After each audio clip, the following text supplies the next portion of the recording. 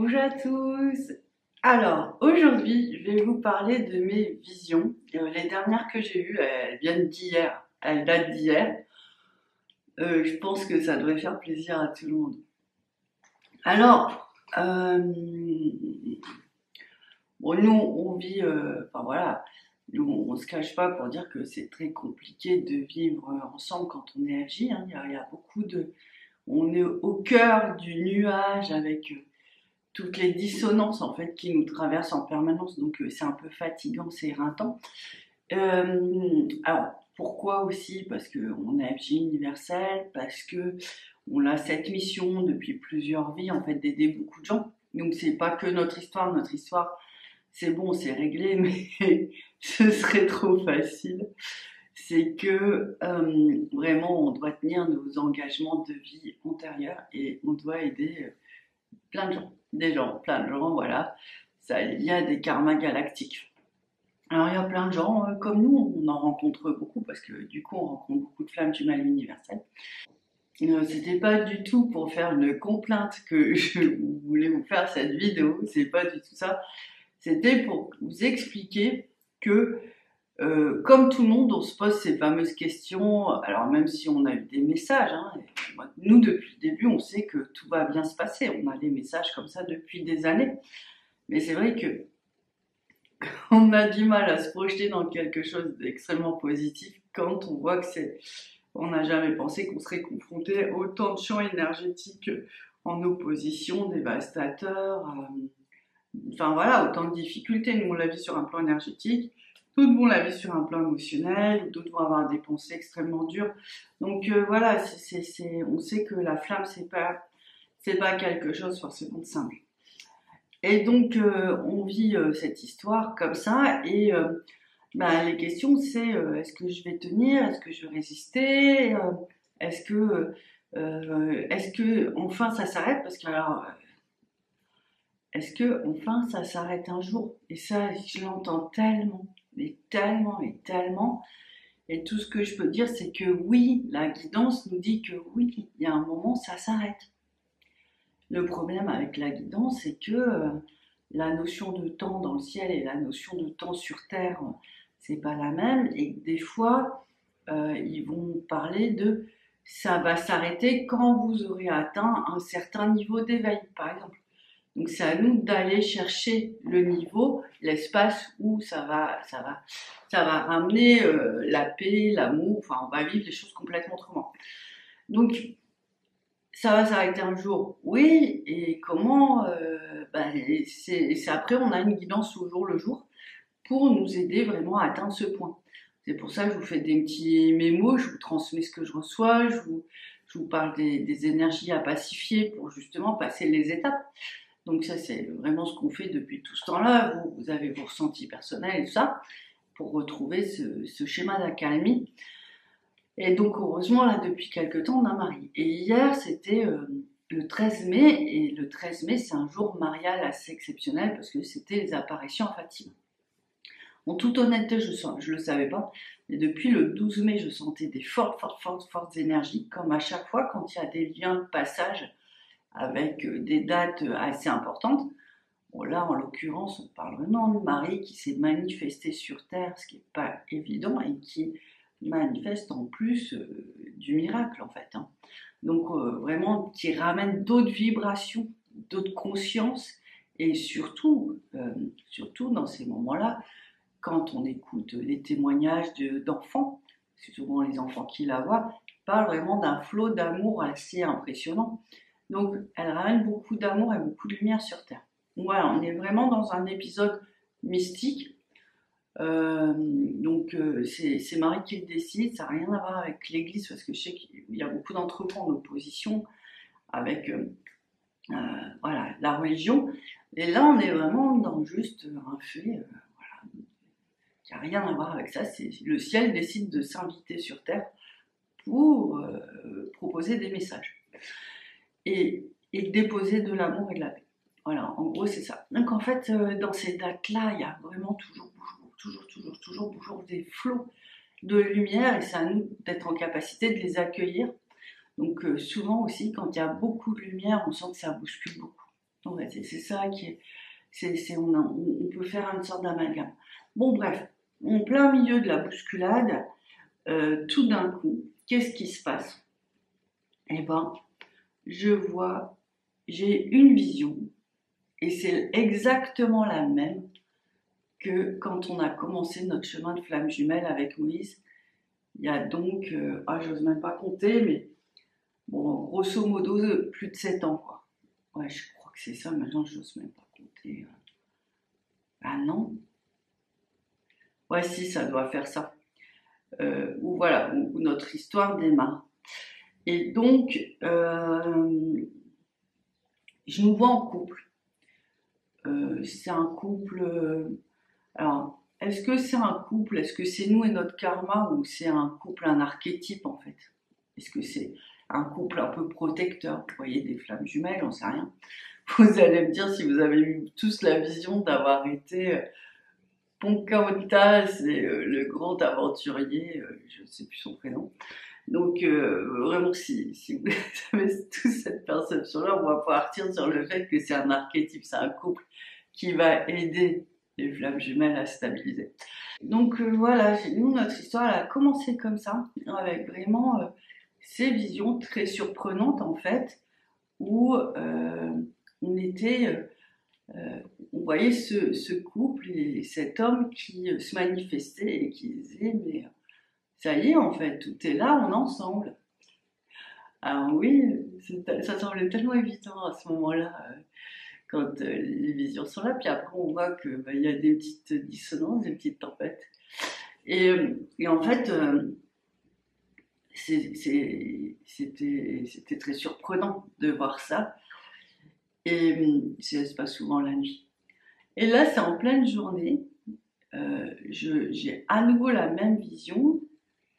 Mais ce qui vient de se passer est totalement différent. C'est que c'est comme si enfin on peut, cette silhouette de couple vient enfin se déposer sur nous, en fait, comme vraiment une protection.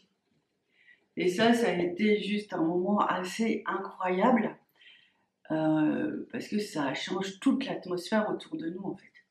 Et on sort des vibrations du collectif, ou des missions même. C'est peut-être qu'on est arrivé au bout, peut-être pas complètement, mais au bout de certaines missions, d'aider les couples à vivre, ou des choses comme ça. Enfin, voilà, ils se sont manifestés.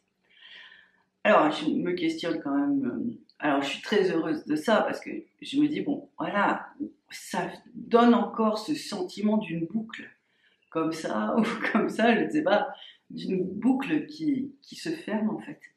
D'une boucle qui a vraiment.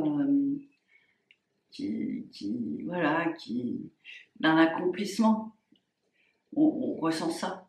Je vous en avais parlé il y a quelques mois déjà, j'avais senti qu'à la fin de l'émission, et même j'avais vu en fait un gros cercle de lumière comme ça qui se clôturait dans le ciel, ça enveloppe la personne, et il y a des afflux de lumière pendant plusieurs jours qui viennent pour continuer le projet, le programme de vie, la mission de vie, et ça met un flot de protection aussi. Alors quand on a beaucoup de missions, on dit ça, et puis quelques jours après, la paix intérieure rebouge, mais parce qu'il y a plein de missions et il y a plein de cercles de lumière qui s'installent autour de nous, en fait, de plein de manières différentes. Alors, est-ce que ce couple résonne avec nous? En tout cas, ça, on peut en parler. Alors, le mec, c'est un explorateur qui a la peau dorée, en fait, et assez bronzé et Moïse est métisse. Et vraiment, quand j'avais eu le message il y a plusieurs années, c'était qu'il choisissait vraiment cette couleur de peau qui pouvait lui permettre, qui lui semble être une couleur universelle. Parce que là, ça pouvait être quelqu'un d'espagnol, parce qu'il y a eu beaucoup de conquêtes espagnoles. Là, il peut être brésilien, en fait, on retrouve cette nuance de peau en Afrique, au Maghreb, enfin, voilà. Et lui, il avait vraiment besoin de déposer cette lumière d'une manière universelle, et sa couleur de peau l'aidait à le faire. Moi, Pocahontas, à part avoir acheté un sac à franges il y a des années, mais c'est peut-être pas Pocahontas, Mais en tout cas, dans le livre que j'écrivais sur justement les messages pour commencer à voir comment les enfants se manifestent avec nous et aussi quel message ils nous proposent et quel schéma d'évolution. Et à un moment, vraiment, c'était très clair, c'est tu vas entendre la nature, tu vas entendre les animaux, mais sous-entendu comme avant. Alors, j'ai pas fait le lien à cette époque-là, mais c'est vrai que j'ai un lien très très très particulier qui a beaucoup évolué ces dernières années, voire ces derniers mois, qui s'est vraiment amplifié avec le monde végétal et le monde animal. Donc, alors j'entends pas tout, mais il y a des choses importantes que j'entends. Et on fait rencontrer de plus en plus de personnes qui ont cette faculté-là et je peux de mieux en mieux analyser euh, ce qui se passe dans le monde végétal et dans le monde animal et le lien que ça crée avec les humains. C'est trop tôt pour en parler, ça reste toujours des espaces d'études, on va dire ça comme ça. Et, euh, et en fait, donc moi le lien que j'aurais avec elle, c'est aussi une passion pour les peuples, dit les peuples premiers. C'est un vrai questionnement depuis que je suis adolescente sur ces peuples qui vivent en accord avec la terre-mère, donc en Amazonie, les tribus Sioux, enfin, toutes les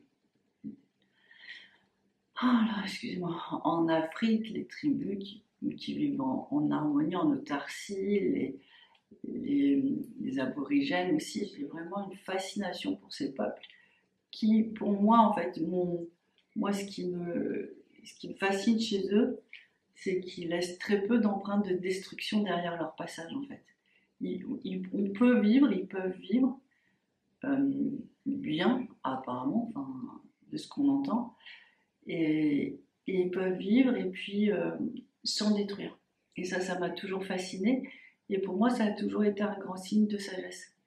Et ce que bah, nous, dans le monde occidental, on y vient tout doucement, mais qu'est-ce qu'on a détruit quand même? Alors, c'est pas les mêmes types de développement, c'est pas. Est-ce qu'il faut mettre en comparaison tout? C'est pas du tout l'objet de cette vidéo, ça c'est plus des idéaux et de la politique. Mais voilà, si on dit moi, ce qui m'a relié à cette femme, en tout cas, voilà, c'est ce désir de préservation, ce désir de communion avec la création, parce que je sens tellement une intelligence à l'intérieur de le monde animal et le monde végétal, le monde minéral, une telle intelligence qui me fascine en fait. Et je pense qu'on n'en perçoit que très peu, pas tout ce qu'il faut. Donc du coup, moi j'ai reçu ça. Alors, Moïse, clairement pas encore. Je vois, je vois sur, je le vois sur ses traits en fait, et je n'en parle pas non plus spécialement parce qu'on sent que des fois quand on se parlait, ça permettait de dégager les choses, de conscientiser. On se rend compte qu'en ce moment, quand on parle, en fait, ça bloque les processus. Donc on parle de tout sauf de ça. Et, et donc, il ne regarde pas les vidéos, donc il ne va pas être au courant non plus. Pas de souci.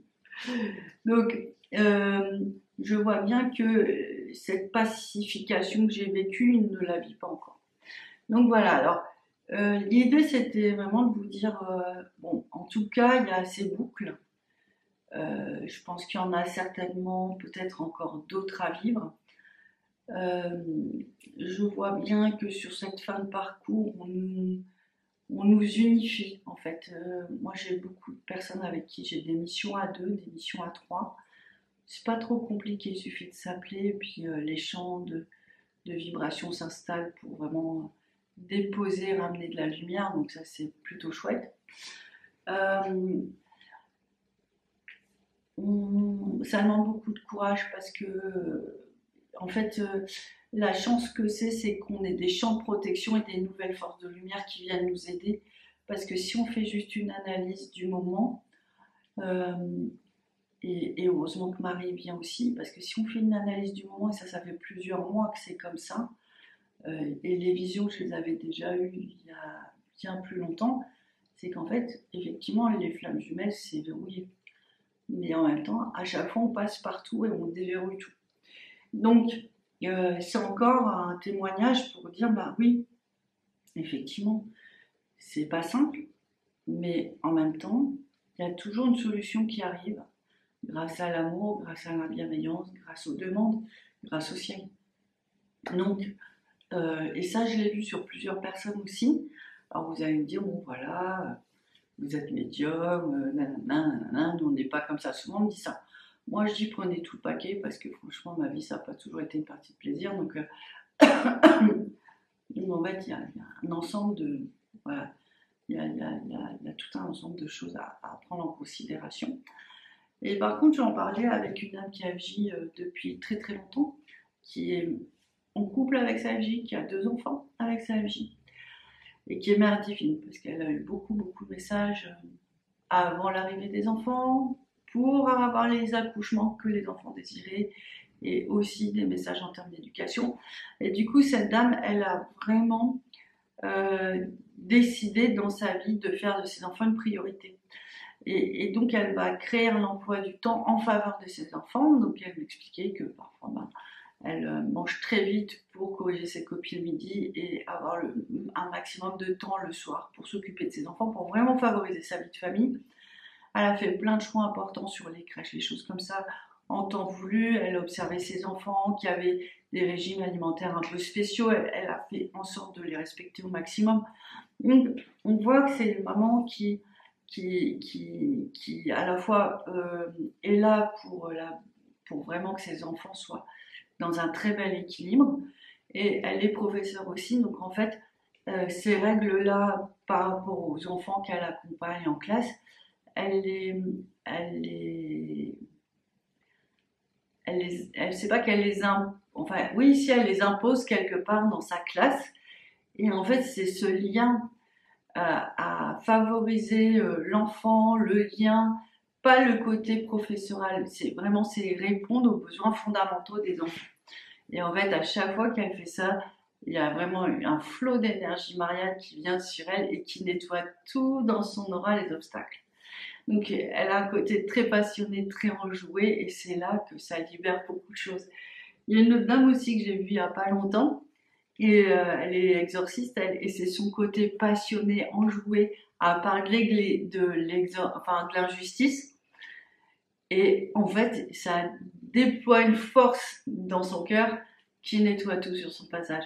Donc vraiment, je vous invite vraiment à continuer ce chemin pour que vous deveniez complètement vous, des êtres éclairés, remplis de lumière et passionnés, et qui sont prêts à vraiment communiquer sur leur vérité profonde, qui sont prêts à vraiment soutenir des belles valeurs comme les enfants, comme la justice, comme les animaux. Et il y a vraiment quelque chose de magique qui se passe à ce moment-là. Donc voilà, ce processus de la flamme est juste incroyable parce qu'à chaque fois c'est plein de rebondissements. Et en voilà un nouveau. Euh, je vous remercie d'ailleurs d'avoir fait le soin avec Marie, la blessure initiale, la bulle de Saint-Michel. On sent tout de suite que ça fait bouger les choses, ça rend beaucoup plus, ça met beaucoup plus de fluidité et qu'on avance ensemble. Et c'est aussi pour ça que je vous fais témoignage de cette bulle. Est-ce que vous avez l'impression d'être revenu au début de la boucle? Est-ce que la bulle est posée ou est-ce qu'elle va pas tarder à se poser? Donc, je pense pas que ce soit une notion de temps, moi. Je pense pas ça parce que on voit bien que plus on retire les gros obstacles qui sont communs à tous et à toutes, et ben en fait, plus le chemin est facile et rapide, et c'est ce qu'on souhaite. Il faut vraiment que l'amour gagne, il faut vraiment qu'il y ait de plus en plus, que ces histoires puissent se faire dans la simplicité, la rapidité, parce que voilà, il y en a besoin, autant pour nous que pour le monde en fait. Donc voilà pour ma vidéo du jour. Voilà, je sais pas, c'est mes dernières visions, c'est un petit mes dernières réflexions. Voilà, je sais pas quel titre je vais lui donner. J'espère que ça vous a plu et puis dites-moi vous aussi si ces boucles reviennent et de quelle manière. Allez, je vous embrasse, ciao!